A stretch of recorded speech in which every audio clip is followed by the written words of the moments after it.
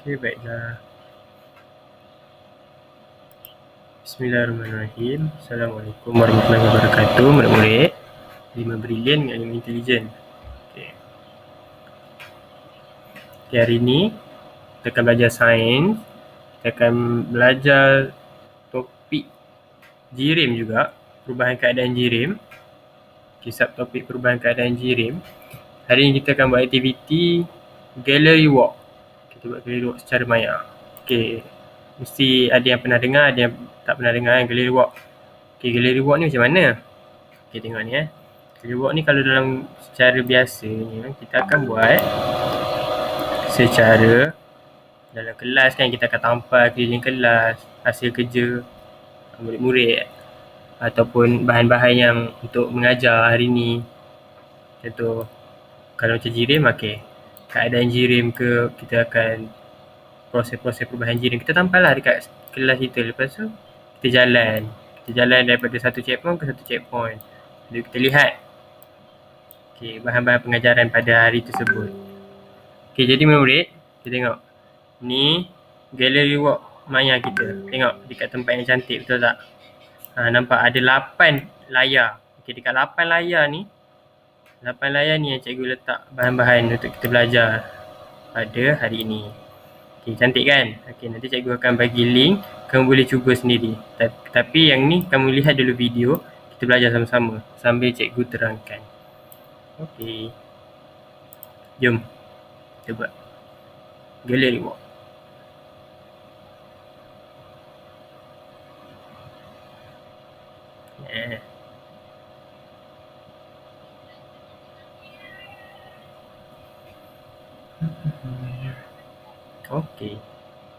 Dia akan mula pada checkpoint pertama. Jadi kamu jangan merayau ke lain. Ikut je daripada kalau kamu dah tekan link nanti kamu mula terus. Ni yang pertama.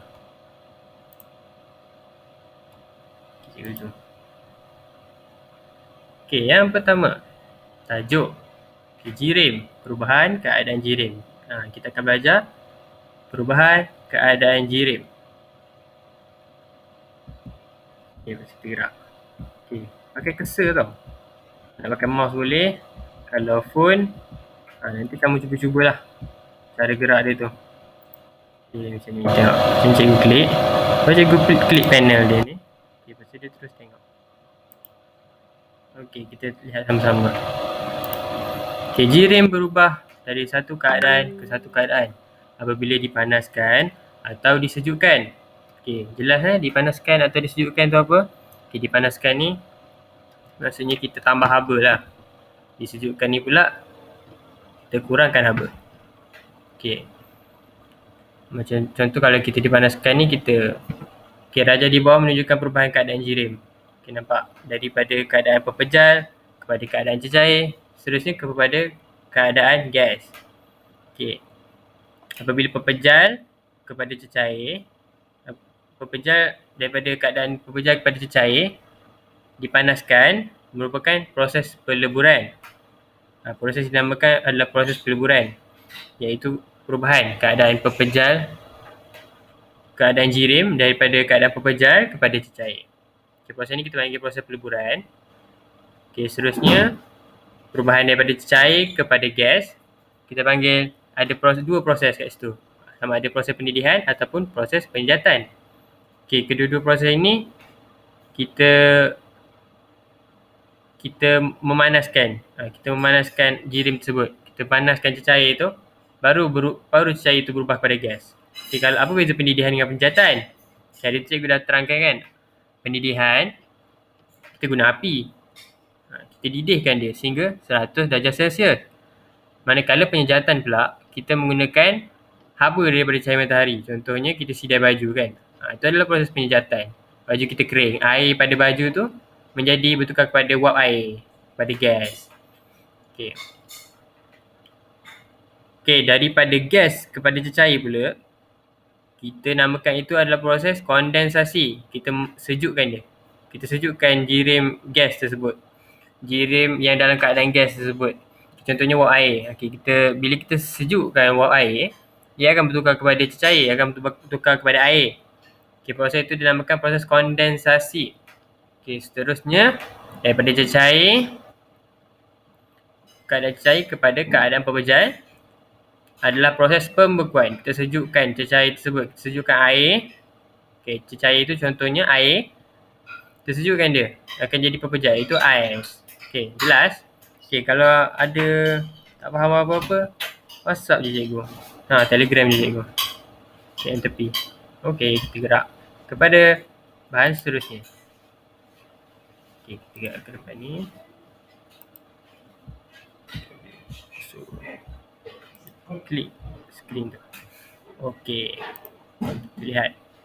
Ni ada kisah, ada situasi di mana kamu boleh rujuk dalam buku teks tajuk jirim, perubahan keadaan jirim. Okey, ada situasi ni. Okey, ni kita bagi nama dia Raju lah. Okey, Raju. Raju cakap, coklat sudah cair. Lepas tu ni kita panggil dia, kita bagi nama dia Meling. Okey, Meling pula cakap, coklat pada asalnya berkeadaan pepejal, akan berubah menjadi cecair apabila menerima haba.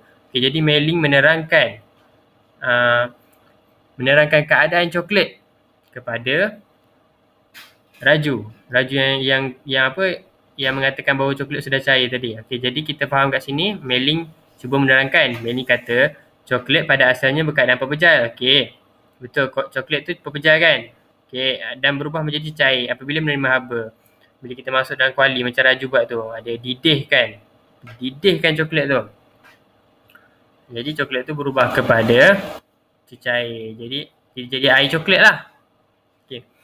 Ni Siti lah, kita panggil dia Siti. Siti pula cakap, itu bukan asap tetapi wap air. Cecair berubah keadaan kepada gas apabila menerima haba.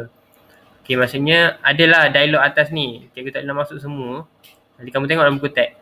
Okey, jadi Siti cakap itu bukan asap tetapi wap air. Maksudnya ada rakan dia tu cakap tu asap, tapi asap ni contohnya asap rokok, asap kita bakar sampah, tapi sebenarnya Siti kata itu adalah wap air. Sebab cecair berubah keadaan kepada gas apabila menerima haba. Maksudnya dalam kuali tersebut, dalam periuk tersebut ada mendidihkan air, ada mungkin mungkin kita didihkan telur, kita rebus telur. Lepas tu bila kita rebus telur, air yang kita guna tu dia berubah kepada wap air kerana kita melakukan proses pendidihan, betul tak? Jadi air akan makin lama makin berkurang menjadi wap air. Okay, jadi itu adalah contoh situasinya. Okay, kita gerak kepada seterusnya.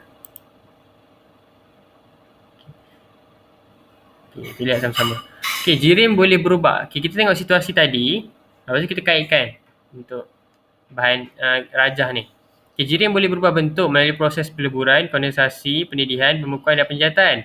Okay, dalam situasi di sebelah. Okay, situasi sebelah tadi tu, air mengalami proses kondensasi, iaitu gas kehilangan haba. Gas kehilangan haba dan membentuk cecair. Yang ni kita boleh lihat contohnya proses dekat macam kalau periuk nasi kita tu kan. Kalau wap air tu dia akan menjadi cecair semula bila dia terperangkap dekat penutup periuk tu. Tu dia jadi proses kondensasi lah. Dia terkumpul lama-lama, dia kehilangan haba. Lepas dia kehilangan haba, dia bertukar jadi cecair. Okay, kedua proses penjatan. Proses penjatan tu cecair menerima haba. Cecair menerima haba atau dipanaskan lah maksudnya. Cecair menerima haba, dipanaskan menjadi gas. Contohnya, kita sidai baju tu. Sidai baju ataupun kita biar air, contoh air kita bagi kucing. Kita letak air dalam bekas, kita bagi kucing minum. Lepas tu kita biar dekat tengah panas. Tiba-tiba air tu dah kering. Bukan sebab kucing minum sampai habis, tapi sebab proses penyejatan. Okay, faham Lepas tu ketiga proses pendidihan. Proses pendidihan macam tadi tu lah. Yang Siti cakap tu. Dia kata tu bukan asap, tu wap air. Maksudnya Siti faham lah bahawa proses yang berlaku adalah proses pendidihan, iaitu air bertukar kepada gas, iaitu wap air. Cecair menerima haba dan bertukar kepada gas. Okey, kita gerak. Kita lalu dorong ni. Okey. Lalu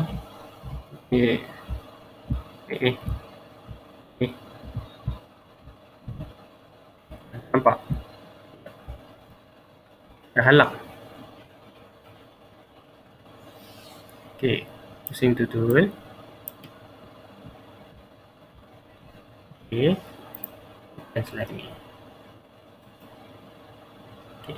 Baca sama-sama.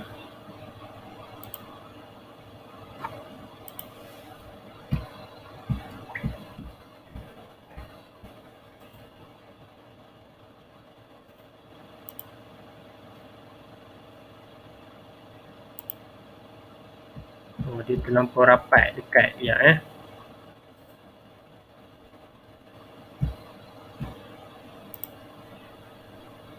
Okay, tak apa. Kita buat tekan full screen ni.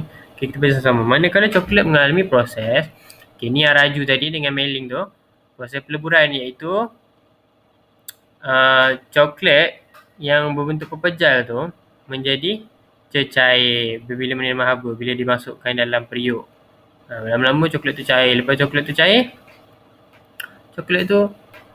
coklat tu jadilah cecair coklat, ataupun kita boleh cakap air coklat ke. Okey. Lepas tu proses pembekuan. Proses pembekuan kehilangan haba. Contohnya kalau coklat tadi tu kita biar lama-lama dia mengeras balik. Dia mengeras balik. Ataupun kita letak dalam peti. Kita letak dalam peti coklat yang dah cair tu, kita letak dalam peti, dia kehilangan haba. Dia disejukkan lah. Dia kehilangan haba, dia jadi pepejal. Jadi coklat semula, pepejal coklat semula. Okey, jelas Okey. Okey. Nak habis dah ni. Boleh buat latihan untuk tambahkan kefahaman.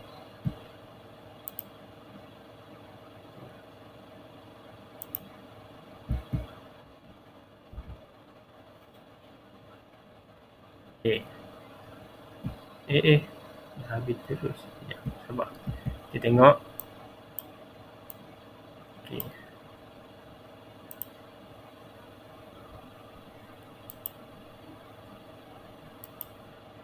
Okey. Bagus. Dalam buku tab, boleh tengok dalam buku tab. Ada juga. Okey, kitaran air semula jadi. Okey, kita tengok kitaran air pula. Yang berlaku dekat bumi kita ni. Okey, bagaimana keadaan air berubah semasa pembentukan awan dan hujan? Okey, yang pertama, air di bumi akan tersejat sebagai wap air dan naik ke atas. Iaitu cecair bertukar kepada gas. Kita panggil ni proses penjatan. Macam dekat laut tu. Dekat laut, air dekat laut tu sebenarnya tersejat bila matahari terik, bila tengah hari macam tu, air tu tersejat. Air akan naik, wap-wap air akan naik ke atas. Wap-wap air naik ke atas ke udara, naik tinggi-tinggi kan sampai dekat para-para awan tu. Okey, kemudian wap air tu akan terkumpul. Bila dia terkumpul, dia akan membentuk awan. Okey, proses apa tu? Itu adalah proses kondensasi, iaitu wap-wap air gas yang dalam keadaan gas berubah kepada cecair. Okey, belum lagi. Wap air akan terkumpul membentuk awan. Okey, membentuk awan dulu. Dia belum jadi cecair lagi. Okey, bila hujan baru kita boleh panggil dia kondensasi. Okey, yang dalam buku ni dia cakap wap air akan terkumpul dan membentuk awan dulu. Okey. Okey, tengok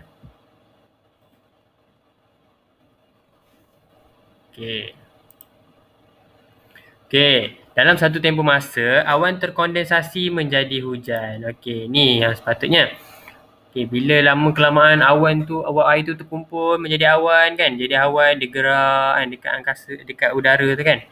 Dia gerak dari Perak ke Kedah, ke Perlis. Ikut arah angin lah.